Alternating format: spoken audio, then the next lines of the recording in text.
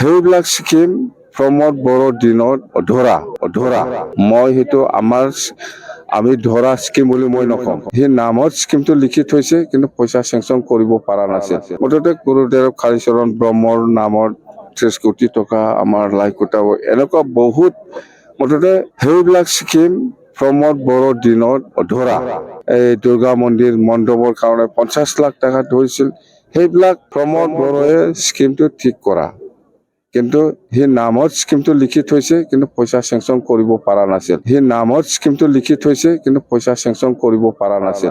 আমি এতিয়া পইচা চেংচন কৰিছে, বাছ কাম কৰি আছো। খালিও আমাৰ পৰ্বতজৰাত পলিটেকনিক ইনষ্টিটিউট আছে আৰু এনেকুৱা।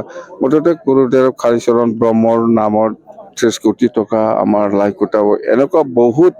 মুঠতে সেইবিলাক স্কিম প্ৰমোদ বড়োৰ দিনত অধৰা।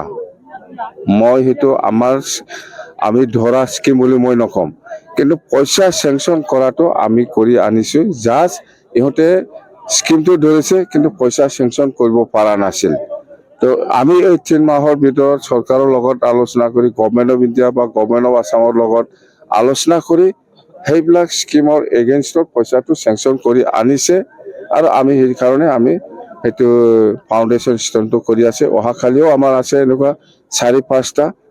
আজিও মই ৰাতিপুৱা এই দুৰ্গা মন্দিৰ মণ্ডপৰ কাৰণে 50 লাখ টকা ধৰিছিল। সেইবিলাক প্ৰমোদ বড়োৱে স্কিমটো ঠিক কৰা, কিন্তু সেই নামত স্কিমটো লিখি থৈছে কিন্তু পইচা চেংচন কৰিব পৰা নাছিল।